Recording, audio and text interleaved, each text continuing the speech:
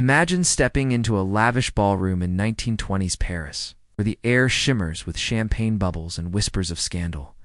But as the clock strikes midnight, a guest in a gilded mask collapses, poisoned, and the great detective Hercule Poirot must unravel the web of deceit before the killer strikes again. Chapter 1. The Invitation to Intrigue. Picture this. The streets of Paris in the spring of 1928, alive with the hum of Model T Fords and the chatter of cafe patrons sipping absinthe under striped awnings. Our story begins with Hercule Poirot, meticulous Belgian detective with his trademark mustache waxed to perfection and his little gray cells. It's always buzzing like a hive of industrious bees. Hey. Poirot had just wrapped up a rather tedious case, involving a stolen emerald necklace from a countess who, truth be told, seemed more relieved to be rid of her philandering husband than the jewel itself. He was lounging in his elegant apartment on Rue de la Paix, savoring a tisane of chamomile, to soothe his nerves when a knock echoed at the door. His faithful valet, Georges, entered with a silver tray bearing an envelope sealed with crimson wax, printed with a golden mask motif that gleamed ominously under the lamplight. Poirot's eyes narrowed as he sliced open the envelope with a pearl-handled letter opener. Inside was an invitation, scripted in flowing calligraphy on heavy cream paper. Monsieur Hercule Poirot is cordially invited to the masquerade ball of the year at the Château de Lumière, hosted by the enigmatic Baroness Elise Duval. Come disguised, for secrets will dance in the shadows. April 15th, 8 p.m. sharp. No RSVP required, which struck Poirot as peculiar, almost insistent. He twirled his mustache thoughtfully. The Baroness Duval was a name whispered in high society circles, a widow of immense wealth, rumored to have inherited her fortune under suspicious circumstances after her husband's untimely death during a hunting trip in the Loire Valley. Poisoned. Arrows, some said, but officially ruled an accident. Poirot had heard the tales from his friend Captain Hastings, who always managed to embroil himself in such gossip during his golf outings with the elite. "Why me?" Poirot murmured to himself, pacing the room with his hands clasped behind his back. He wasn't one for frivolous parties. His idea of entertainment was a quiet evening with a volume of Shakespeare, or perhaps a symphony concert. But something about the invitation prickled his instincts, like a puzzle piece that didn't quite fit. The gilded mask seal reminded him of ancient Greek tragedies, where masks hid identities and motives alike. Deciding to investigate, Poirot wired Hastings to join him. "Mon ami," the telegram read, "pack your tuxedo and your revolver. Venture calls at Château de Lumière." Hastings, ever the enthusiastic Englishman, arrived the next day, his face flushed with excitement. "Poirot, old chap, masquerade. Sounds ripping. Bet there'll be beautiful women and fine brandy." The journey to the chateau was a scenic train ride through blooming countryside, with fields of lavender waving like purple seas. As they approached, the chateau loomed on a hilltop, its turrets piercing the twilight sky like jeweled daggers. Built in the Renaissance style, it boasted manicured gardens with fountains that sprayed water in synchronized arcs, illuminated by gas lamps that flickered like stars fallen to earth. Carriages and automobiles lined the driveway, disgorging guests in elaborate costumes, harlequins with diamond-patterned suits, Venetian courtesans in feathered headdresses, and knights in faux armor that clanked comically. Poirot had chosen a simple black domino mask and cape, preferring subtlety, while Hastings went as a pirate, complete with a tricorn hat and a wooden sword that he swore was authentic. Upon entering the grand ballroom, they were enveloped in a whirlwind of opulence. Crystal chandeliers hung from the ceiling like inverted ice palaces, casting rainbows across marble floors polished to a mirror sheen. An orchestra played a lively waltz, and waiters in liveried uniforms circulated with trays of foie gras canapes, and flutes a bubbling view of Cliquot. The air was thick with perfumes, jasmine, rose, and a hint of something metallic like blood. The Baroness Duval greeted guests from a dais, resplendent in a gown of midnight blue silk embroidered with silver threads that formed swirling masks. Her own face was hidden behind a gilded mask adorned with sapphires that matched her piercing eyes. "Welcome, Mies Amos," she purred, her voice like velvet over steel. Tonight we shed our everyday selves and embrace the mystery. Poirot scanned the room, his sharp gaze cataloging details, a nervous banker fidgeting with his cufflinks, an actress with a laugh too forced, a diplomat whispering urgently to a companion. Hastings, meanwhile, was already charming a group of ladies near the punch bowl. "Tell me, mademoiselle," he said to one in a butterfly mask, "what brings such a vision to this gathering?" She giggled, but Poirot pulled him aside. "Focus, Hastings, this is no ordinary soiree," served the Baroness. She glances at the clock every few minutes, as if awaiting something, ... or someone. As the evening progressed, the guests mingled, their masks lending an air of anonymity that encouraged bold conversations. Poirot overheard snippets, rumors of a priceless artifact, the Gilded Mask of Anubis, an Egyptian relic said to curse its possessors with death. Legend had it, the mask forged from pure gold and inlaid with emeralds, was looted from a pharaoh's tomb and brought to France by the Baroness's late husband. Some claimed it held supernatural powers, others that it concealed a map to hidden treasures. Poirot dismissed the supernatural, but noted the greed in voices discussing it. Mon Dieu, he thought, greed is the most predictable of motives. Suddenly, a hush fell as the Baroness ascended the dais again. "Dear guests," she announced, "I have a surprise. Behold, the star of our evening." A curtain parted, revealing a pedestal with the gilded mask itself, glowing under spotlights. Gasps rippled through the crowd. It was exquisite, the face of a jackal god, eyes fierce and judgmental. But as admiration turned to applause, a man in a pharaoh costume staggered forward, clutching his throat. "Poison, ...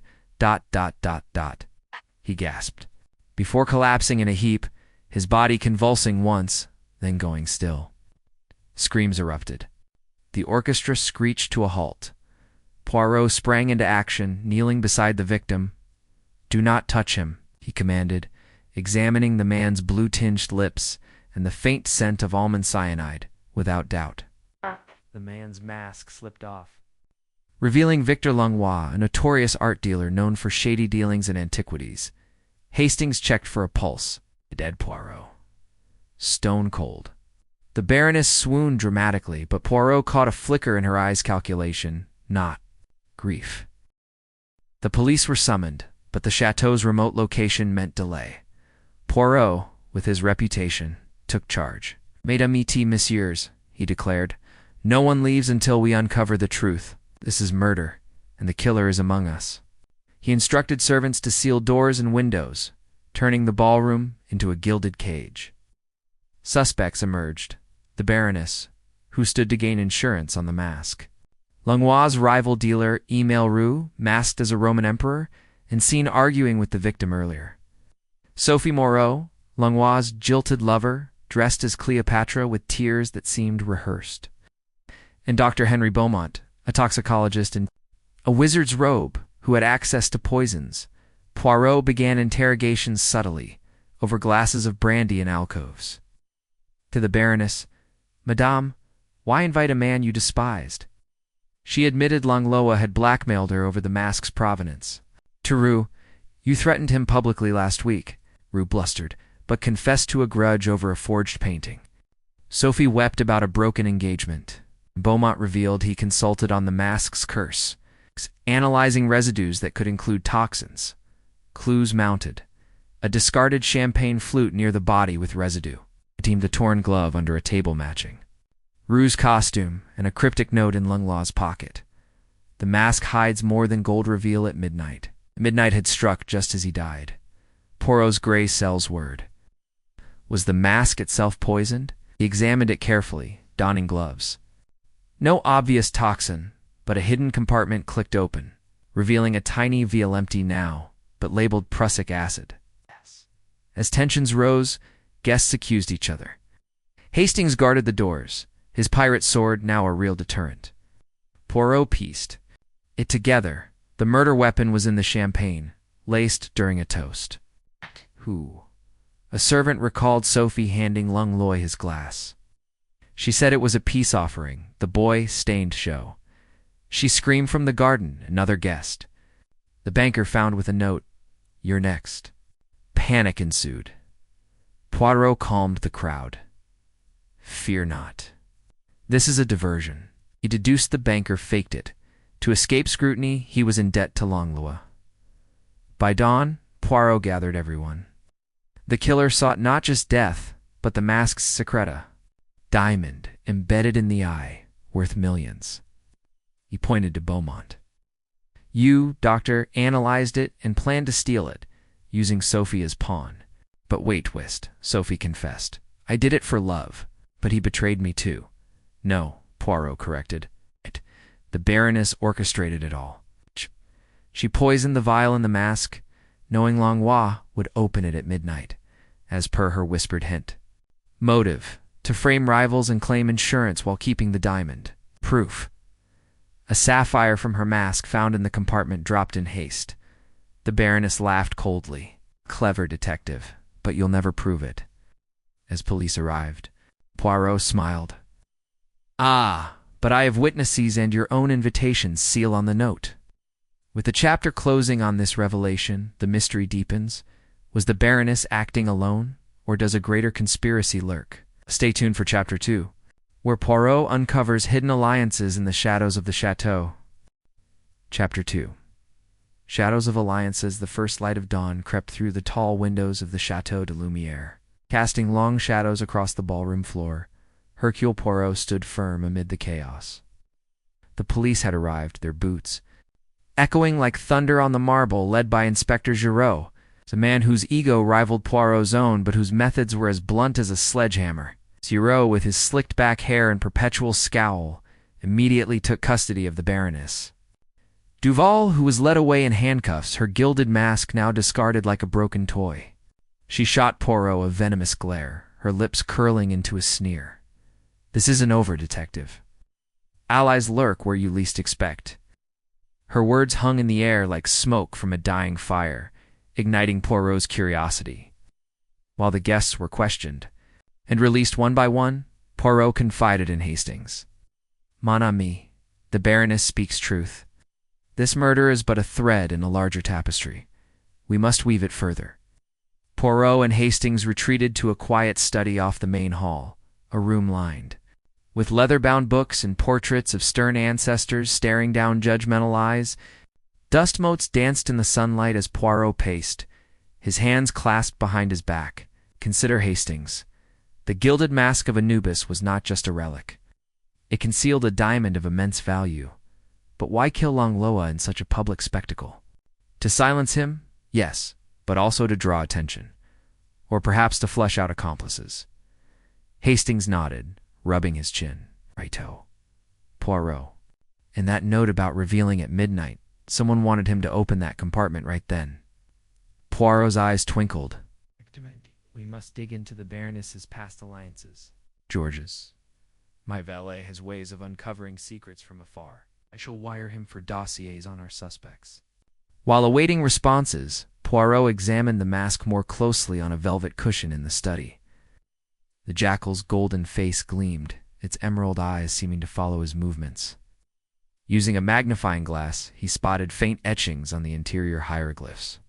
Perhaps a code. Hastings fetched Dr. Beaumont. His expertise in toxicology extends to ancient artifacts. He may decipher this. Beaumont, still in his wizard's robe now rumpled from the night's ordeal, entered warily. Monsieur Poirot, I assure you, I had no hand in this. Poirot waved dismissively. For now, doctor, lend your knowledge. What say these symbols? Beaumont peered closely, his brow furrowing. They speak of a brotherhood and ancient order guarding. Treasures from tomb raiders, but modern? Perhaps a secret society, like the Freemasons, but with Egyptian flair? This revelation spurred Poirot to action. He and Hastings ventured into the chateau's underbelly, the servants' quarters, a labyrinth of narrow corridors lit by flickering candles. Here, whispers flowed freer than in the grand halls. A maid, Marie, with wide eyes and trembling hands, confessed over a cup of strong coffee. The Baroness met strange men in the cellars, monsieur. Cloaked figures, speaking of the Order of Anubis. They came by night, through a hidden tunnel from the gardens. Poirot pressed gently. And Langlois? Did he join these meetings? Marie shook her head. No, he argued with them once, demanded a share of something shiny. The Baroness hushed him, but his eyes burned with fury. Following Marie's lead, Poirot and Hastings explored the gardens under the morning sun, where dew-kissed roses bloomed amid statues of mythical beasts. They found the tunnel entrance concealed behind a thorny hedge, a rusted grate leading to damp stone steps. Torch in hand, Hastings had pilfered one from the hall. They descended into cool darkness, the air thick with mold and secrets.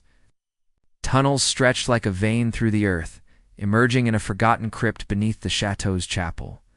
There, amid cobwebs and crumbling altars, they discovered a chamber adorned with Anubis motifs, walls painted with jackals and scales of justice, a table strewn with maps and ledgers. Poirot rifled through the papers, his gloved fingers careful. Look here, Hastings, a ledger of transactions. Langlois supplied artifacts to the Baroness, but payments ceased months ago. And names Rue, the rival dealer. Sophie Moreau, listed as informant. Even Beaumont, noted for consultations. Hastings whistled low. A syndicate, then? Smuggling relics from Egypt to Europe, profiting from curses and legends? Poirot nodded. We, and the diamond in the mask was their prize. But betrayal fractured them. Langlois threatened exposure, so the Baroness eliminated him, using the party's chaos as cover. Just then, a shadow shifted in the corner. A cloaked figure lunged, dagger flashing. Hastings reacted swiftly, his pirate sword from the costume, clashing against the blade in a spark of steel. Poirot! Behind you! The detective dodged as another assailant emerged from the gloom. A brief scuffle ensued. Hastings disarmed one with a well-placed thrust, while Poirot used his cane to trip the other, sending him sprawling. Binding the attackers with ropes from a nearby crate, they unmasked them to burly men, hired thugs, by their rough features. "Who sent you?" Poirot demanded, his voice steel. One spat defiantly. "The Order protects its own. You'll join the Jackal's judgment." Interrogating them yielded little, but a tattoo on their arms, a stylized Anubis, confirmed the Society's existence. Poirot wired Inspector Giraud with the findings, urging raids on known associates. Meanwhile, back in the study, George's telegram arrived. Baroness linked to Rue via shared bank accounts in Zurich. Sophie, ex-mistress of Langlois, but recently seen with Beaumont. Order of Anubis, rumored among antiquities black market, headquartered in Cairo, branches in Paris. Poirot smiled thinly. The web tightens. We must confront the remaining players, summoning Rue, Sophie, and Beaumont to the ballroom, now cleared of party remnants, but still echoing with ghostly waltzes. Poirot laid out the evidence like cards in a game of bridge. Monsieur Rue, your grudge with Langlois was no mere rivalry. You both vied for control of the Order's operations. Rue paled, stammering. I invested in the mask's acquisition, yes, but murder. Nan. Sophie, twisting a handkerchief, admitted, Victor promised me a cut, but he double-crossed us all. I handed him the glass, but it was the Baroness who spiked it. Beaumont, sweating, confessed partial truth. I analyzed the mask for toxins, but only to verify the cursed legend for insurance fraud. Poirot paced dramatically, piecing the alliances. The Baroness led the Paris branch, recruiting you all. Langlois discovered the diamond and demanded more, threatening to sell to outsiders. So, a pact poisoned him publicly, blamed the curse, and split the spoils. But greed breeds distrust. Each of you suspected the others of plotting solo. A gasp from Sophie. That's why the banker faked his attack to flee with his share. Poirot nodded, and the thugs in the crypt, sent by Rue, to silence us before we exposed the ledger. As accusations flew, Giraud burst in with reinforcements. Having raided Rue's gallery and found smuggled artifacts, arrest them all, he barked. But Poirot held up a hand. Not yet, Inspector. One piece remains. The diamond's true location. The mask's compartment was empty when I examined it post-murder. Eyes darted suspiciously. Beaumont cracked first. Sophie hid it in her Cleopatra headdress during the confusion. Sophie lunged for the door, but Hastings blocked her. The diamond tumbled from her costume, sparkling like a fallen star. For security, she sobbed. Victor was to give it to me. Poirot sighed. Love and greed, a deadly mix. With the alliances unraveled, the Order's Paris cell dismantled. Its members in custody, Poirot and Hastings watched from the chateau's steps as wagons carted away the culprits. The Baroness, from her cell window in a police van, mouthed silently, "Cairo awaits." Poirot twirled his mustache. Ah, Hastings, the mystery extends beyond these walls. The heart of the Order beats in Egypt. As the sun climbed higher, painting the countryside in golden hues, Poirot pondered the next move. But for now, justice had claimed its due in the shadows of alliance. Yet whispers of greater threats lingered, pulling the detective toward distant sands. Join us in Chapter 3, where Poirot sails to Cairo, chasing the roots of the ancient curse.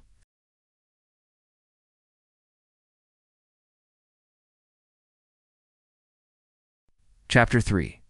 Voyage to the Sands. The Mediterranean sun blazed overhead as Hercule Poirot and Captain Hastings stood at the railing of the SS Karnak, a sleek steamer slicing through azure waves toward Cairo.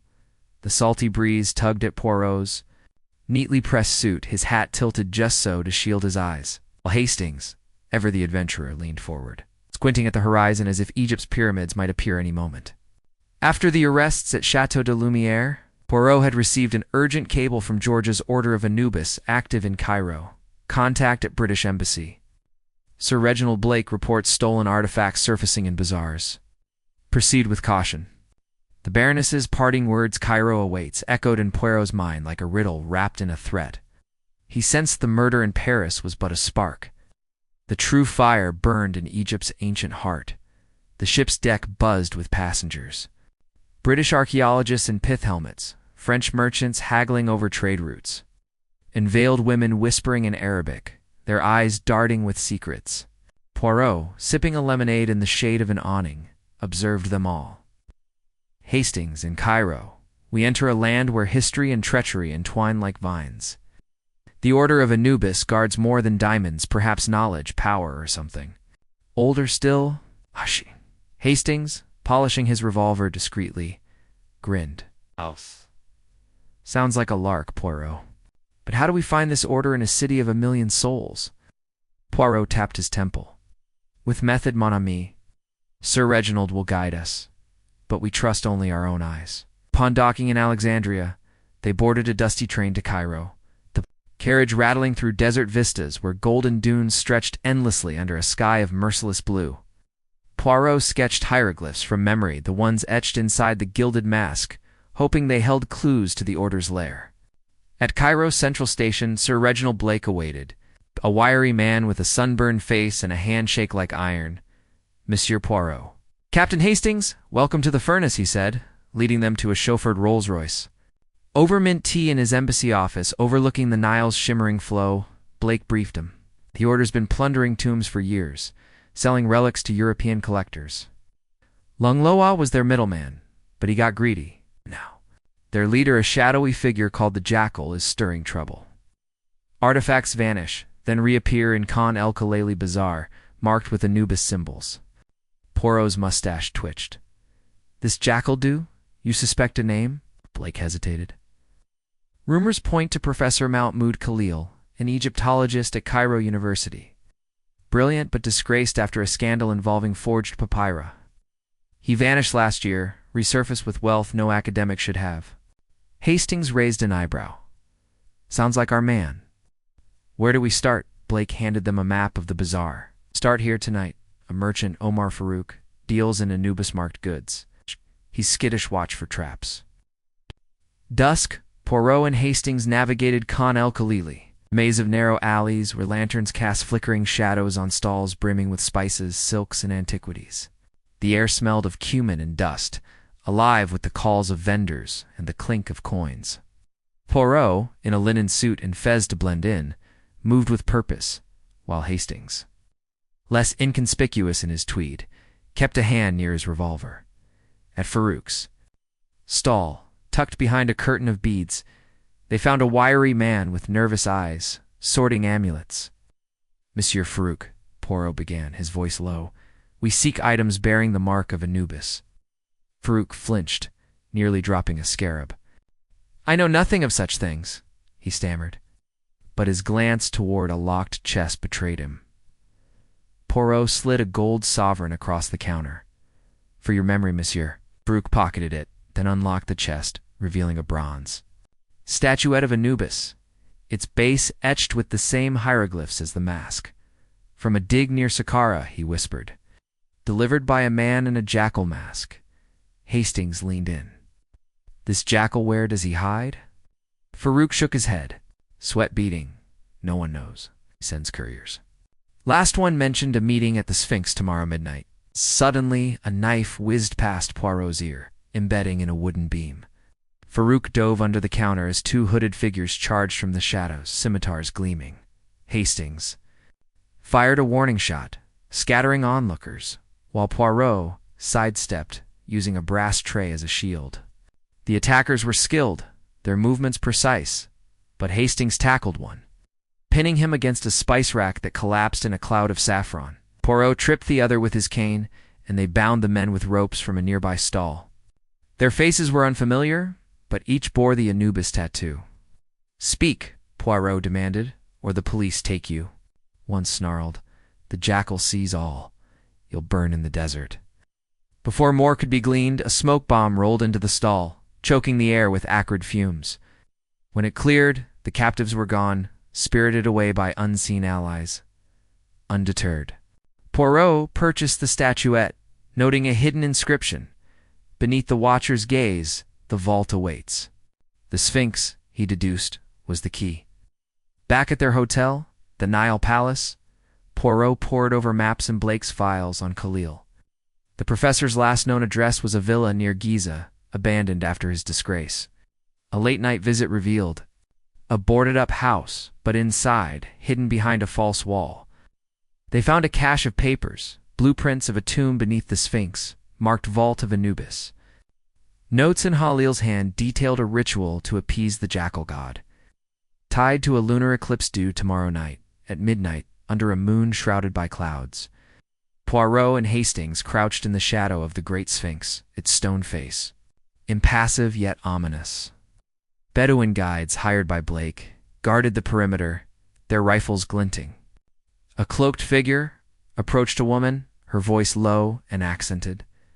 "Monsieur Poirot, I am Layla Hassan, Khalil's former student.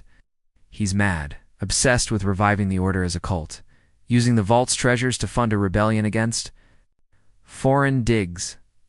She handed him a key, etched with Anubis. "This opens the vault. Stop him before he unleashes chaos." The vault's entrance, hidden in the Sphinx's base, was a stone door activated by the key. Inside, a tunnel led to a chamber lit by torches, where Khalil stood before an altar, chanting in ancient Egyptian, surrounded by robed acolytes.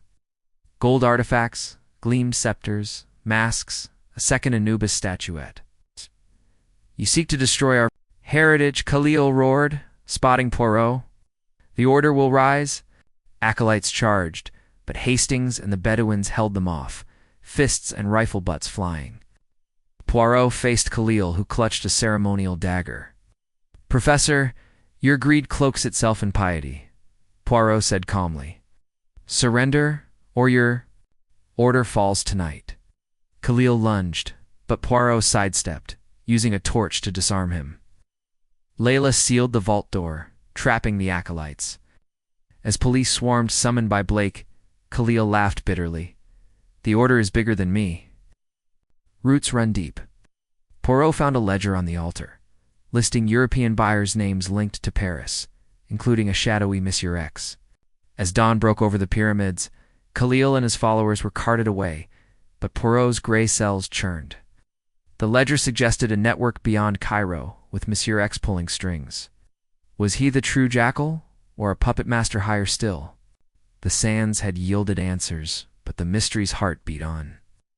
In Chapter 4, Poirot returns to Europe, chasing Monsieur X's trail through a web of deception.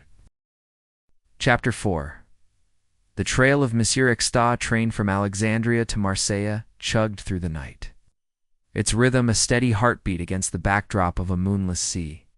Hercule Poirot sat in a private compartment, his polished shoes tapping softly as he studied the ledger from the Cairo vault, its pages a cryptic map of names, dates, and coded transactions. Captain Hastings, sprawled across the opposite seat, nursed a brandy and flipped through a dog-eared copy of the Times, muttering about cricket scores. "Poirot, old chap, this Monsieur X business feels like chasing a ghost. Who is he, and why Europe again?" Poirot's eyes gleamed under the gaslight. "Mon ami, Monsieur X is no ghost but a spider, weaving a web from Cairo to Paris and beyond.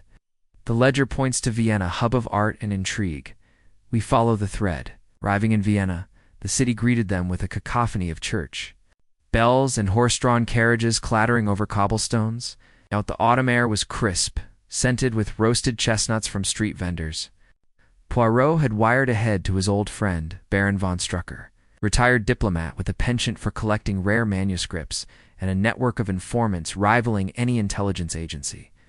They met at Caf Central, a grand establishment with vaulted ceilings and waiters gliding like ghosts among intellectuals debating politics over strudel. Von Strucker, a gaunt man with a monocle and a silver cane, greeted them warmly. "Hercule, your telegram was most intriguing. This Order of Anubis has tendrils here, I'm afraid. Art dealers whisper of a new player, moving Egyptian relics through private auctions." Poirot sipped his espresso, his mind cataloging details. "Baron, the ledger lists a Viennese contact, Frau Anna Vogel, an antiquarian. She received payments marked Anubis. Tell me of her." Von Strucker's monocle glinted. "Vogel runs a bookshop in the Jewish quarter, but it's a front. She brokers rare artifacts for the elites discreetly. Rumor has it she's hosting an auction tomorrow night at the Hofburg Palace. Invitation only. Expect masks, secrecy, and danger." Hastings perked up. "Another masquerade. I'm game, but I'll skip the pirate get-up this time." Poirot nodded. "We shall attend as collectors, Hastings. A disguise, but with elegance." The bookshop, nestled in a narrow street where gas lamps cast eerie glows, was a cluttered haven of leather tomes and dusty curios. Frau Vogel, a sharp-eyed woman in her 50s, with hair pinned tightly like her secrets, greeted them with a guarded smile. "Herr Poirot, your reputation precedes you. Seeking rare books." Poirot, posing as a Belgian bibliophile, produced a forged letter of introduction from von Strucker. "Madame, I seek artifacts of Egyptian origin, perhaps tied to Anubis." Her smile faltered, but she handed him an embossed card for the auction, her fingers brushing his with a warning chill. "Be cautious, monsieur. Some treasures bite." That night, the Hofburg Palace shimmered under chandeliers, its ballroom transformed into a clandestine marketplace. Guests in silk masks and tailored suits bid on relics, a Roman bust, a Celtic torque, and, at the center, an Anubis amulet etched with familiar hieroglyphs. Poirot, in a velvet mask and tuxedo, mingled with Austrian aristocrats and Russian emigrants, his ears tuned to whispers. Hastings, less convincingly disguised as a Dutch merchant, stuck close, muttering, "This lot's shadier than a London fog." Poirot hushed him, spotting Vogel conferring with a tall man in a silver mask, his posture commanding, his voice a low rumble. "Monsieur X?" Poirot wondered aloud, edging closer. The auctioneer, a nervous man with a twitching mustache, announced, "The amulet's lot, bidding soared, driven by the silver-masked man, who won it for a staggering sum." As he collected his prize, Poirot noted a ring on his finger, a jackal's head, identical to the Order's tattoos. Following him to a side chamber, Poirot and Hastings overheard a heated exchange. "He promised the scepter next, a woman." "Hist Vogel," the man replied. "Patience, Anna. The Order's plans require finesse. Cairo was a setback, not the end." Their words confirmed Poirot's suspicions. Monsieur X led the Order's European arm, and Vienna was his stage. As the man exited, Poirot trailed him through the palace's labyrinthine corridors. Hastings, lagging to avoid detection. The man entered a private study, where Poirot glimpsed shelves of Egyptian artifacts before the door shut. Improvising, Poirot knocked, posing as a lost guest. The man, unmasked now, revealed a scarred face and piercing blue eyes. "Hair," he prompted. "Dubois," Poirot lied smoothly. "I seek the amulet's provenance." The man, introducing himself as Carl Reinhardt, smiled thinly. "It's merely a trinket, Herr Dubois. Enjoy the evening." But his eyes betrayed calculation. Outside, Hastings reported a discovery. A servant had seen Reinhardt load crates into a black van marked with a jackal emblem. Heading to the Danube docks, the servant whispered for a bribe. Poirot and Hastings hired a taxi, racing through Vienna's foggy streets to the river. At the docks, under flickering lanterns, they spotted the van unloading crates onto a barge. Reinhardt supervised barking orders in German. Poirot crept closer, peering into an open crate, a golden scepter, its head an Anubis figure, glowing with inlaid rubies. Before they could act, a thug spotted them, shouting, "Intruders!" A melee erupted. Hastings grappled with two men, his fists flying, while Poirot dodged a wrench aimed at his head, using his cane to disarm his attacker. The barge's engine roared and Reinhardt leapt aboard as it pulled away. Poirot, undeterred, grabbed a rope, swinging onto the deck with surprising agility for a man of his fastidious nature. Hastings followed, landing with a thud. "Blimey! Poirot, you're spry," gasped. On board, they cornered Reinhardt in the captain's cabin, where maps and ledgers littered a desk. "Monsieur X, I presume," Poirot said, leveling his cane like a sword. Reinhardt laughed, unholstering a pistol. "You're persistent, detective, but the order's reach exceeds your grasp. This scepter unlocks a tomb in Luxorches beyond your dreams."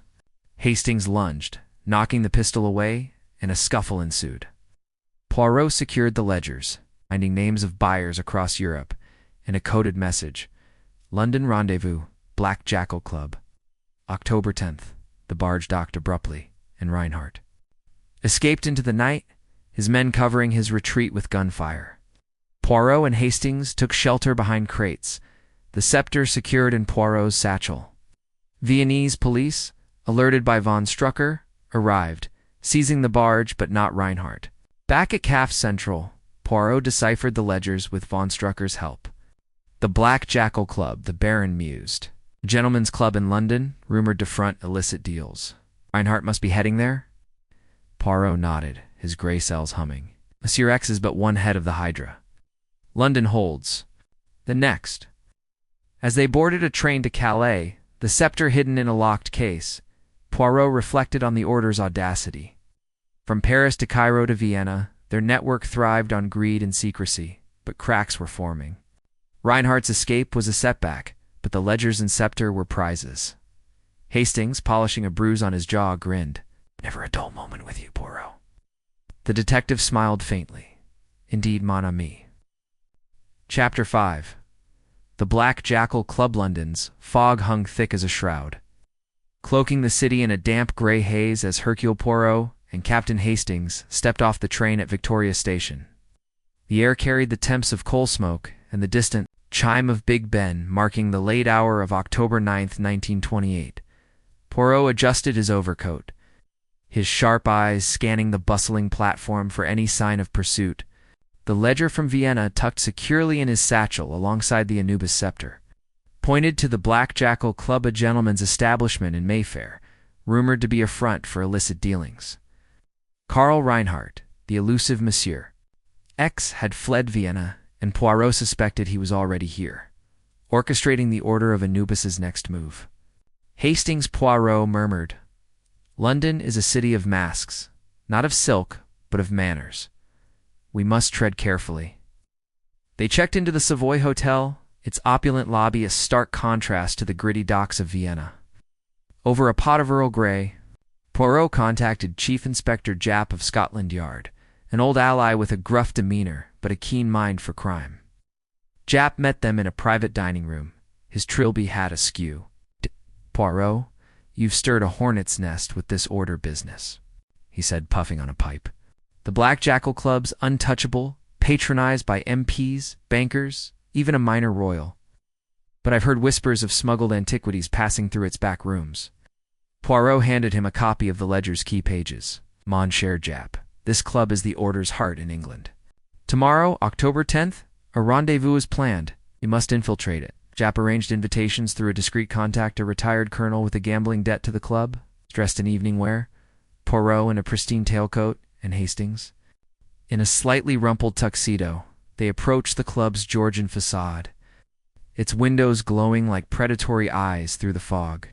A doorman, burly beneath his polished veneer, checked their invitations against a list, his gaze lingering on Poirot's impeccable mustache. Inside, the club was a labyrinth of mahogany-paneled rooms, filled with the clink of crystal glasses and the low hum of aristocratic chatter. Cigar smoke curled around green baize tables, where cards were dealt with practiced ease. Poirot's senses were on high alert. Cataloging faces, a viscount with a nervous tic, a financier with ink-stained fingers, a woman in emerald silk whose laugh rang too sharp. Hastings, sipping a whiskey, muttered, "Feels like a den of wolves, Poirot. Where's Reinhardt?" Before Poirot could reply, a waiter slipped him a note. "Private room, upstairs. Anubis awaits." The handwriting matched the ledger's codes. Motioning to Hastings, Poirot ascended a spiral staircase to a locked door guarded by a man with an Anubis tattoo peeking from his cuff. "Password," he growled. Poirot, recalling the hieroglyphs, ventured watcher's gaze. The guard nodded, unlocking the door. The room was dimly lit, its walls adorned with Egyptian friezes, jackals, and pharaohs staring down. A long table held artifacts: a scarab necklace, a canopic jar, and a papyrus scroll. At the head stood Reinhardt, his scarred face unmistakable, now dressed in a charcoal suit with the jackal ring gleaming. "Gentlemen," he said, unaware of their identities, "welcome to the Order's inner circle. Tonight we auction the Luxor Kia relic to unlock a tomb of untold wealth." He unveiled the scepter from Vienna, its rubies catching the candlelight. Bidders masked to conceal their status, raised paddles. But Poirot's focus was on a figure in the shadows, a man in a black fedora, silent but commanding. Bidding escalated, but Poirot whispered to Hastings, "Observe the man in the fedora. He does not bid, yet Reinhardt defers to him." Hastings nodded, slipping out to signal Jap, waiting with constables nearby. Poirot approached Reinhardt post-auction, feigning interest as a buyer. "Monsieur, the scepter's provenance intrigues me. May I inspect it?" Reinhardt hesitated, but the fedora man nodded subtly. Up close, Poirot confirmed the scepter matched the Cairo blueprints, its base inscribed with coordinates for a Luxor tomb. As he stalled, asking about authenticity, a commotion erupted downstairs, Jap's men storming the club. Reinhardt bolted, clutching the scepter. But Poirot tripped him with his cane, sending the relic skidding. The fedora man vanished through a hidden panel, leaving a cigarette case engraved with V's. Initials Poirot, recognized from the ledger as Victor Salazar, a Spanish financier linked to the Order's Cairo branch. Hastings tackled Reinhardt, pinning him as Jap burst in, cuffs ready. "You're nicked, mate," Jap growled. Da. Reinhardt spat. "Salazar will bury you all." The club's patrons scattered, but police sealed the exits, netting minor order. Members dot in Scotland Yard's interrogation room. Reinhardt remained defiant. "Salazar is the true jackal," he sneered. "He funds the Order, moves relics through diplomatic channels. But you'll never touch him." Poirot, however, found a clue in the cigarette case: a folded note with a London address, Salazar's safe house in Belgravia. Jap organized a raid, and Poirot and Hastings joined, arriving at a townhouse guarded by armed men. A tense standoff followed, with gunfire cracking through the night. Hastings, ever bold, flanked the guards, allowing Jap's team to breach. The door inside Salazar was shredding documents, his hawkish face pale under a single lamp. "Poirot," he hissed, recognizing the detective, "you're a pest." Before he could draw a pistol, Poirot disarmed him with a swift cane strike, and Hastings secured him. The documents revealed the Order's global reach. Branches in New York, Istanbul, and Bombay, all funded by Salazar's banking empire. The Luxor tomb, per the scepter's coordinates, held not just gold, but papyri, detailing ancient rite secrets. The order planned to sell to occultists and warlords. As Salazar was led away, laughed coldly. The order is a hydra, Poirot. Cut one head, another grows. Poirot, unfazed, recovered the scepter and a coded ledger naming Salazar's successor, Lady E.C., London. Jap scratched his head. Who's that? Poirot's eyes narrowed. Lady Eleanor Cavendish, a socialite with a private museum of Egyptian artifacts. She was at the club tonight, the woman in emerald silk. Back at the Savoy, Poirot pieced together the puzzle. The order thrives on power, Hastings. Salazar was its purse, Reinhardt its sword, but Lady Cavendish may be its mind. He wired Georges for her dossier, learning she hosted exclusive salons at her Kensington estate.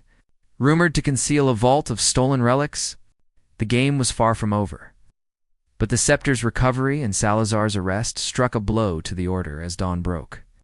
Painting London's spires in pink and gold, Poirot sipped a tisane, his mind racing. How, lady? Lady Cavendish awaited her salon. A new battlefield. Hastings, he said, we must dan our Chapter 6. The Gilded Cage of Lady Cavendish. The late afternoon sun bathed Kensington's tree-lined streets in golden light as Hercule Poirot and Captain Hastings approached Lady Eleanor Cavendish's grand estate. The mansion, a Regency masterpiece, with ivy-clad walls and towering columns, stood like a fortress of elegance amid manicured gardens.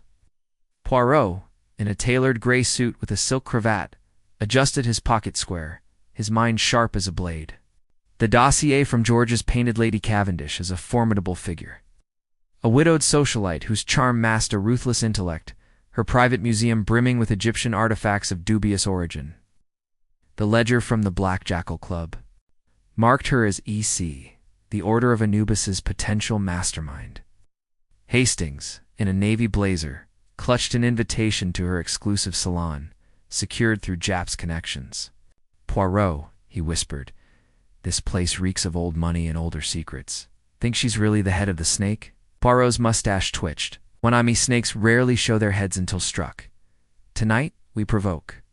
The salon was a spectacle of opulence, its drawing room aglow with crystal chandeliers and Persian rugs. Guests, diplomats, scholars, and heiresses mingled over champagne, their laughter punctuated by a string quartet's soft melodies.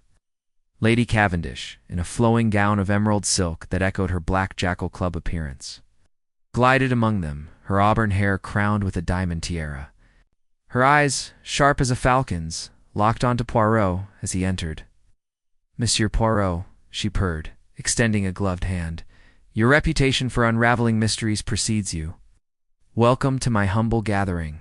Her smile was a velvet trap, but Poirot bowed, matching her poise. Madame, it is the mysteries of your collection that draw me. The room buzzed with intellectual chatter, but Poirot's focus was the display cases lining the walls, alabaster statues, gold amulets, and a papyrus fragment bearing Anubis's mark. Hastings, sipping a gin and tonic, nudged him. The papyrus same. Hieroglyphs, as the scepter. She's bold, displaying it openly. Poirot nodded, his gray cells humming. Bold, or baiting us, observer guess Hastings. Allies of the order may hide among them. He noted a German archaeologist, Dr. Hans Weber, lingering near the papyrus, and a Russian émigré, Countess Irina Volkov, whose nervous glances betrayed more than casual interest. Lady Cavendish led a tour of her museum, a private wing accessed. Through a locked oak door, the air grew cooler, scented with wax and ancient stone. Shelves held treasures, a falcon-headed Horus statuette, scarab ring, and a sealed urn rumored to contain a pharaoh's ashes. Poirot lingered at the urn, noting a faint, scratch-an Anubis symbol. Madame, he said, your collection rivals Cairo's. How do you acquire such rarities? Her laugh was light, but her eyes hardened. Connections, Monsieur Poirot. The right friends in the right places, Weber interjected. Like Luxor, perhaps. Tombs yield wonders for those who dare. His tone hinted at insider knowledge. As the tour ended, Poirot slipped into a side corridor, following a hunch. A hidden panel, barely visible behind a tapestry, led to a narrow staircase descending to a basement vault. Hastings followed, his revolver at the ready. "Blimey, Poirot, you've a nose for secrets." The vault was a treasure trove. Crates of artifacts, ledgers mirroring those from Cairo and Vienna, and a map of Luxor with the scepter's coordinates circled. A locked safe bore the jackal emblem. Before Poirot could investigate further, footsteps echoed Weber and Volkov, whispering urgently. "The scepter's in London," Weber hissed. "She plans to ship it tonight," Volkov replied.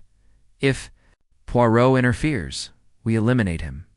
Poirot signaled Hastings to retreat, but a creaking floorboard betrayed them. Weber drew a knife, and Volkov produced a derringer. "Here, Poirot," Weber sneered, "you should have stayed in Paris." Hastings acted swiftly, disarming Volkov with a tackle, while Poirot parried Weber's blade with his cane. A brief struggle ended with both subdued, tied with curtain cords. "Speak," Poirot demanded. Volkov spat. "Lady Cavendish serves the Order's true leader. The scepter unlocks the Luxor tomb's final chamber a weapon, not gold," Weber added. "She's meeting him tonight at the docks." Leaving the pair for Japp's men, Poirot and Hastings raced to the London docks. Where fog swirled like ghosts over the Thames, Lady Cavendish's car, a sleek Bentley, was parked near a warehouse.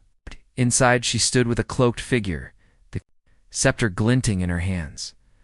"The tomb's secrets will reshape the world," she said. The figure, voice muffled, replied, "Deliver it to Istanbul. The Order's patron awaits." Poirot stepped forward, his voice cutting through the gloom. "Madame Cavendish, your game ends here." She spun, her composure cracking. "You're too late, detective. The Order is eternal." Chaos erupted as Dawkins' Order loyalists attacked. Hastings fired warning shots, scattering them, while Poirot lunged for the scepter. Lady Cavendish drew a stiletto from her sleeve, slashing at him, but Poirot dodged, tripping her with his cane. The cloaked figure fled, vanishing into the fog, but not before dropping a medallion engraved with Istanbul Sultan's shadow. Japp's constables swarmed, arresting Lady Cavendish, who laughed defiantly. "You've caught a pawn, Poirot?" "The king moves freely." At Scotland Yard, the scepter secured in evidence, Poirot interrogated Lady Cavendish. She admitted to orchestrating the London branch, funneling artifacts to Istanbul for a mysterious patron. "The tomb holds a chemical formula," she confessed, etched on papyri, ancient but deadly in modern hands. The ledgers confirmed shipments to a Turkish merchant, Osman Bey, linked to the Sultan's shadow. Japp, exasperated, said, "Blimey, Poirot, this thing's global. What's next?" Poirot's eyes gleamed. "Istanbul, mon cher. The Order's heart lies there. Back at the Savoy." Chapter 7. The Bazaar of Shadows. The steamer docked in Istanbul's bustling port, where the Bosporus sparkled under a late October sun. Its waters a bridge between Europe and Asia. Hercule Poirot, in a cream linen suit and Panama hat, stepped onto the quay, his senses alive to the city's pulse, the call of muezzins, the tang of grilled fish, and the clamor of merchants haggling in a dozen tongues. Captain Hastings, lugging a suitcase, squinted at the minarets piercing the skyline. "Poirot, this place is a maze. How do we find Osman Bey in this chaos?" Poirot's mustache curled slightly. "Mon ami, chaos is where secrets hide best. We seek the Grand Bazaar, where the Sultan's shadow casts his net." George's dossier on Osman Bey painted him as a formidable figure, an antiquities dealer with ties to Turkish nationalists. His shop, a hub for smuggled relics. The medallion from London engraved with Istanbul Sultan's shadow, and Lady Cavendish's confession about a chemical weapon in the Luxor tomb fueled Poirot's urgency. The Order of Anubis, now battered in Paris, Cairo, Vienna, and London, had its roots here, and Osman Bey was likely its linchpin. Poirot had wired a contact, Madame Aylin Demir, retired archaeologist turned informant, who awaited them at a tea-house near the Hagia Sophia. Over steaming glasses of apple tea, Aylin, a sharp-eyed woman with silver-streaked hair, briefed them. "Osman Bey operates from a stall in the Grand Bazaar. But his real work happens in a hidden warehouse by the Golden Horn. He's guarded ex-Ottoman soldiers, fiercely loyal. The Grand Bazaar was a labyrinth of vaulted ceilings and narrow alleys, its air thick with the scent of saffron, leather, and incense. Lanterns cast golden pools of light over stalls brimming with carpets, spices, and jewelry. Poirot, blending in with a silk scarf and feigned limp, posed as a French collector, while Hastings, in a tweed cap, trailed as his assistant. At Osmond's stall, a cluttered nook draped in crimson velvet, they found the man himself, a broad-shouldered figure with a neatly trimmed beard and eyes like polished obsidian. Effendi Osmond greeted, his voice smooth as oil. "You seek treasures of the ancients?" Poirot nodded, producing the Anubis medallion. "This, monsieur, interests me. Its provenance perhaps from Luxor." Osmond's smile tightened, but he gestured to a back room. "Let us discuss ... privately." The back room was a trove of relics, faience amulets, bronze daggers, and a papyrus scroll marked with the jackal god's sigil. Osmond's demeanor shifted, his hand resting near a curved dagger on his belt. "You are no collector," he said. "The medallion betrays you. Who sent you?" Poirot, unruffled, replied, "Truth, monsieur. The Order of Anubis weaves a deadly web, and you hold its threads." Before Osmond could respond, a curtain parted, revealing two armed guards with Anubis tattoos. Hastings, quick as ever, drew his revolver, but Osmond raised a hand. "No bloodshed here. Speak or leave Istanbul in a coffin." Poirot, sensing an opportunity, revealed a forged letter from Lady Cavendish, claiming she'd sent him to negotiate the scepter's transfer. She mentioned a weapon, Poirot lied, etched on papyri from Luxor. Osmond's eyes flickered with greed. "The formula is priceless, capable of poisoning armies. The scepter unlocks its chamber. Meet me tonight at my warehouse, alone." As they left, Hastings whispered, "He bought it. But it's a trap, isn't it?" Poirot nodded. "Oui, but traps work both ways." At dusk, they rendezvoused with Aylin at the Golden Horn, where warehouses loomed like silent giants along the waterfront. She provided blueprints of Osmond's warehouse, smuggled from a bribed clerk. "There's a hidden vault," she said, "guarded by a puzzle-lock Anubis symbols like your scepter." Armed with this, Poirot and Hastings slipped into the warehouse through a side grate, avoiding sentries. Inside, crates of artifacts glowed under flickering lamps, statues, jewelry, and a stone tablet inscribed with chemical symbols, intentioned, yet eerily precise. Poirot's heart quickened. "This is it, Hastings, the weapons formula." As they photographed the tablet, Osmond appeared, flanked by guards. "You disappoint me, Poirot," he sneered, drawing a pistol. "The order ends your meddling tonight." But Poirot, anticipating betrayal, had alerted Aylin's contacts, Turkish police, loyal to her. Sirens wailed outside and chaos erupted. Hastings tackled a guard, his fists a blur, while Poirot used a crate as cover, disabling another with a precise cane strike. Osmond fled toward the vault, but Poirot, recalling the scepter's hieroglyphs, solved the puzzle-lock sequence of jackal, scale, and ankh. The vault opened, revealing the Luxor papyri, their ink detailing a toxin derived from desert plants, potent enough to wipe out cities. Osmond lunged for the papyri, but Poirot tripped him, securing the documents.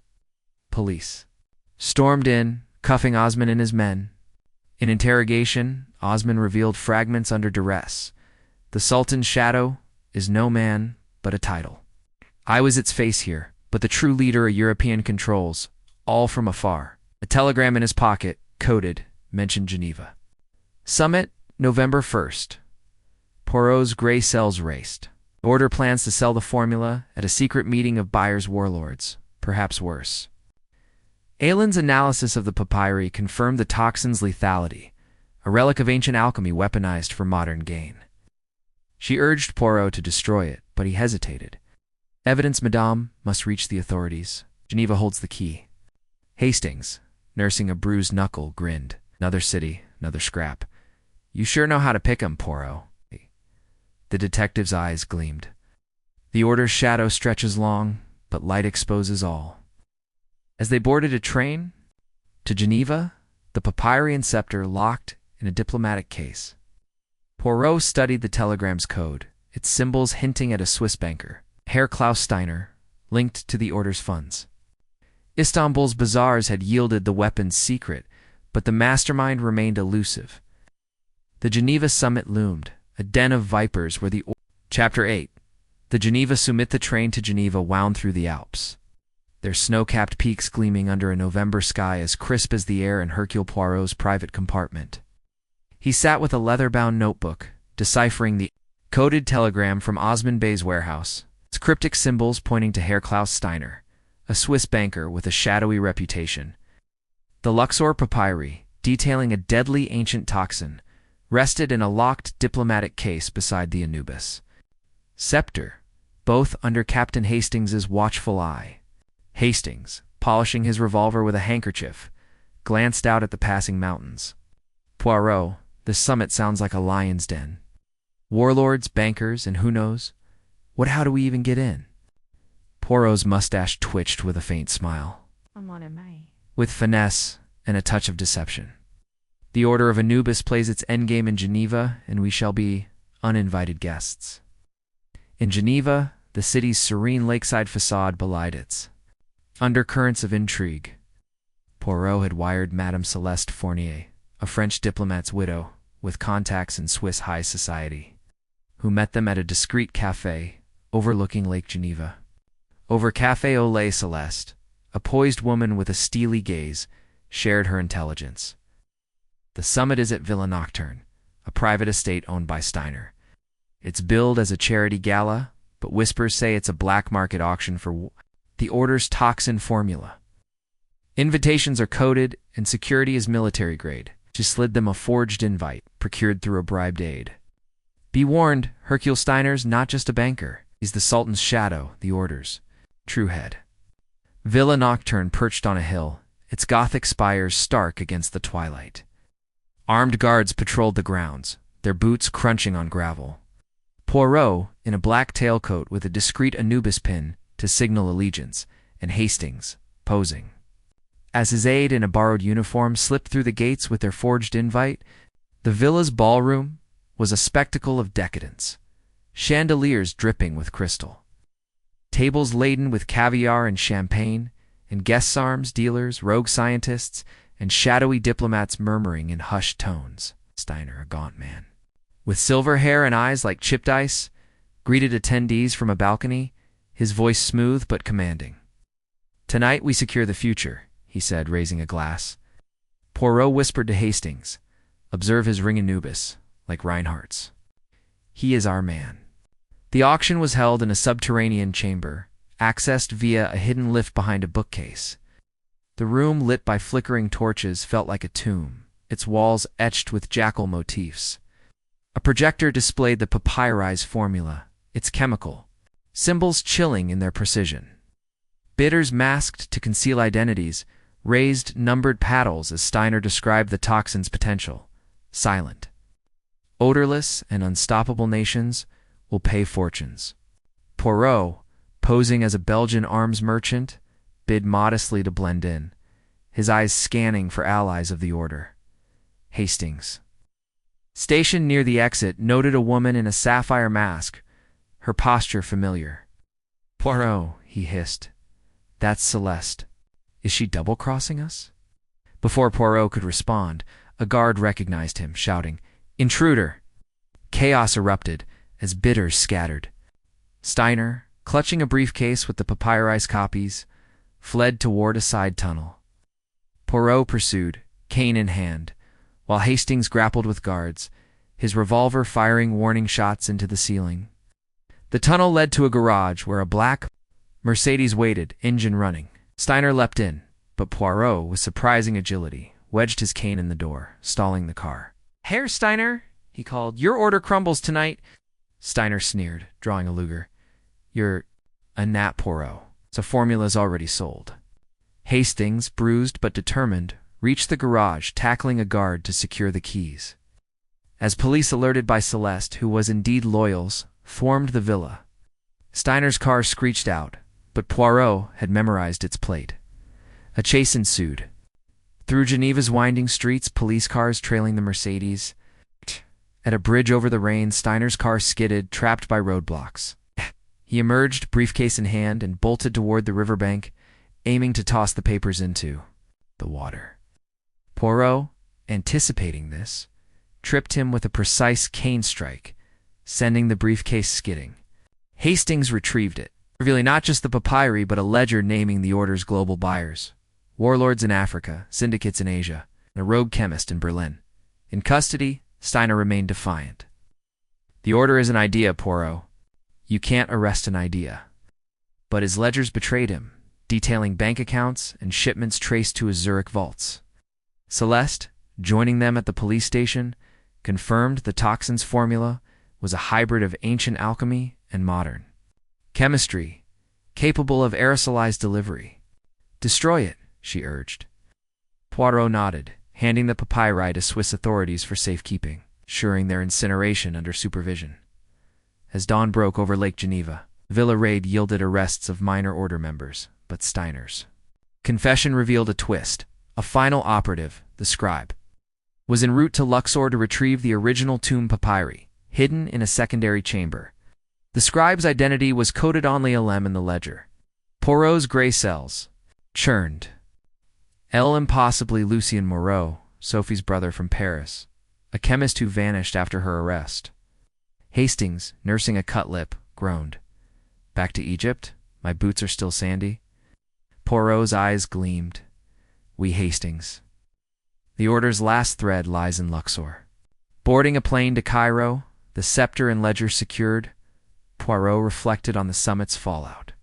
Steiner, the Sultan's shadow, was unmasked, but the scribe's Chapter 9. Shadows in the tomb. The plane descended over the Nile Valley, its engines humming against the vast expanse of golden sands dotted with ancient temples and obelisks that had stood sentinel for millennia. Hercule Poirot, peering through the window, felt the weight of history pressing upon him as Luxor came into view, its ruins a testament to pharaohs long gone. The scribe, identified as Lucien Moreau, brilliant but deranged chemist and brother to Sophie Moreau from the Paris masquerade, had a head start. Racing to the hidden chamber in the Luxor tomb to retrieve the original papyri containing the toxin formula, Poirot's telegram to Sir Reginald Blake, now stationed in Cairo, had mobilized local authorities and archaeologists, but time was a merciless foe. Hastings, gripping the armrest during the bumpy landing, muttered, "Back to the heat and dust, Poirot. Hope this Moreau chap isn't as slippery as the rest." Poirot's eyes narrowed. He is desperate, Hastings, which makes him dangerous. "We must reach the tomb before he deciphers its final secrets." At Luxor's airfield, a jeep awaited, driven by Dr. Ahmed Kal, the local Egyptologist and brother to the disgraced Professor Mahmoud from Cairo. Ahmed, with a sun-weathered face and a keen intellect, greeted them with a firm handshake. "Monsieur." "Poirot, the tomb is in the Valley of the Kings. Site KV 73, recently unsealed, but riddled with traps. The scepter you carry is the key to the inner chamber." As they sped through palm groves toward the valley, Ahmed explained the tomb's layout: a descending corridor leading to antechambers filled with murals of Anubis judging souls, and a sealed door requiring the scepter's alignment with star patterns etched on the walls. Poirot clutched the artifact, its golden jackal head warm in his palm. "Moreau seeks not just the papyri, but perhaps to weaponize the toxin on sight. We cannot allow it." The Valley of the Kings shimmered in the midday heat, its rocky cliffs hiding entrances to royal resting places. Tourists milled about Howard, Carter's famous Tutankhamun site, but KV 73 was cordoned off, guarded by Egyptian police.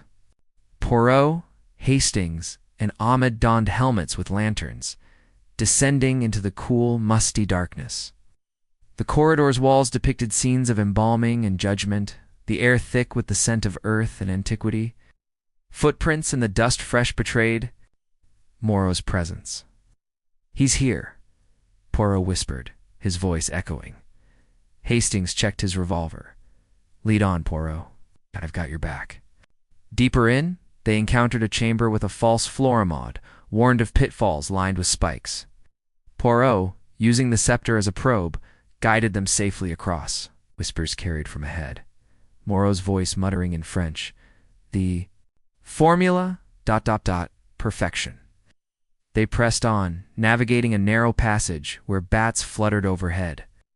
Suddenly, a stone shifted a trap, triggered by Moreau. Rocks tumbled, but Hastings shoved Poirot aside, the debris missing them by inches. Close one, Hastings gasped, dusting himself off. Ahmed pointed to a glyph. The scepter counters such mechanisms inserted here. Poirot did so, and the passage stabilized. The antechamber loomed, its walls alive with frescoes of Anubis, weighing hearts against feathers. Moreau stood at the far end, illuminated by a flashlight, prying at a sealed door with tools. He was a gaunt man with wild eyes and disheveled hair, clad in khaki stained with sweat. In his hand, a vial glinted, perhaps a sample of the toxin. "You?" Moreau snarled, spotting them.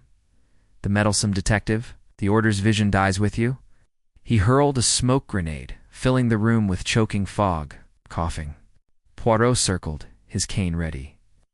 Hastings fired a shot into the air, clearing the air momentarily. Ahmed tackled Moreau from the side, but the chemist elbowed him, fleeing toward the door. Poirot, undeterred, inserted the scepter into a slot aligned with the constellation of Osiris on the ceiling. A beam of light from a hidden mirror reflected, locking the door with a grinding of stone. The inner chamber revealed a sarcophagus flanked by jars. And on a pedestal, the original papyri rolled in a golden tube engraved with warnings.